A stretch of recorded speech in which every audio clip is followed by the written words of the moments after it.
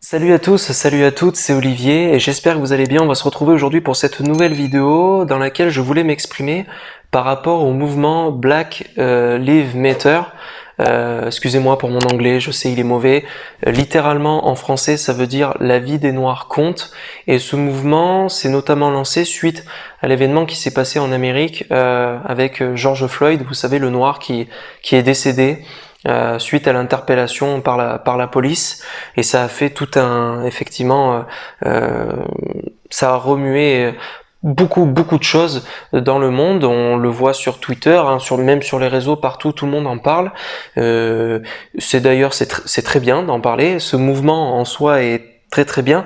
Je voudrais juste revenir sur une chose, c'est que dans la façon de dire la vie des Noirs compte, alors bien sûr que la vie des Noirs compte, évidemment, mais ce qui me dérange dans ce mouvement, c'est que finalement, donc celui-ci, il veut dénoncer donc le racisme anti-noir, et le truc, c'est que finalement, c'est un mouvement qui est contre le racisme. Je vous apprends rien, le racisme, ça concerne tout le monde. Les discriminations, ça concerne tout autant les Noirs que les Maghrébins, que les Blancs, que les Asiatiques. Donc, ce mouvement est très bien. Il n'y a pas de souci, mais à ce moment-là, il faudrait dire que la vie des Noirs compte, certes, mais la vie des autres aussi. Donc je serais plutôt partant de dire all lives, all lives matter, donc en gros toutes les vies comptent. Et effectivement, bien sûr qu'il faut lutter contre le racisme, mais le racisme c'est un fléau qui peut toucher n'importe qui. Voilà, bon, ça c'est une chose. Ce qui est arrivé à George Floyd, c'est absolument horrible.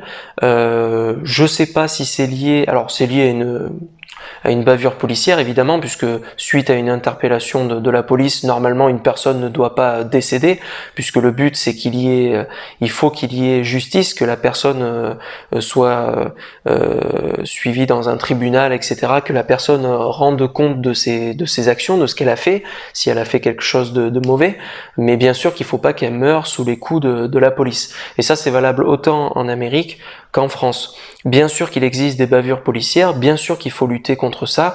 Par contre, les personnes qui commencent à dire oui, la police, et qui englobent toute la police, non mais là par contre faut arrêter, surtout en France. C'est-à-dire qu'en France, moi j'aurais plus tendance à dire que c'est l'inverse.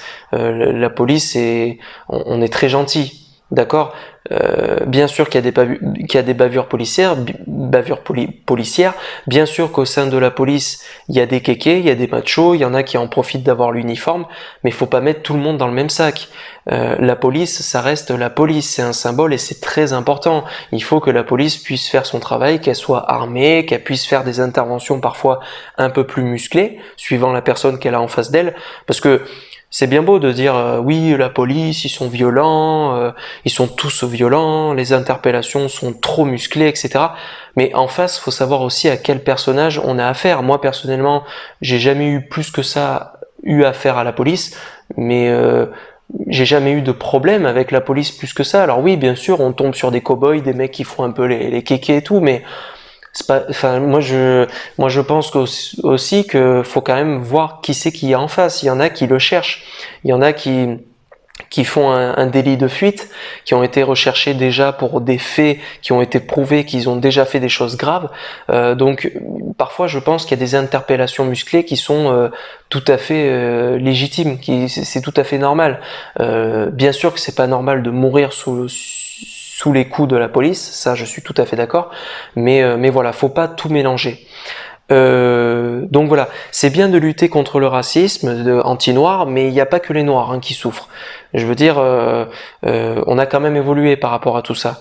Aujourd'hui, on voit des noirs qui réussissent, que ce soit en Amérique ou en France, on voit des maghrébins qui réussissent, des asiatiques, donc on a quand même évolué par rapport à ça. Bien sûr que le racisme, ça touche, je pense, plus les noirs, les maghrébins que les blancs par exemple, ça c'est clair et net, mais le racisme est un fléau qu'il faut lutter pour tout le monde, parce que comme je l'ai dit, tout le monde est concerné. Bon voilà, c'était juste ça que je voulais dire. En soi, le mouvement très bien. Mais voilà, bah écoutez, je pense avoir à peu près tout dit.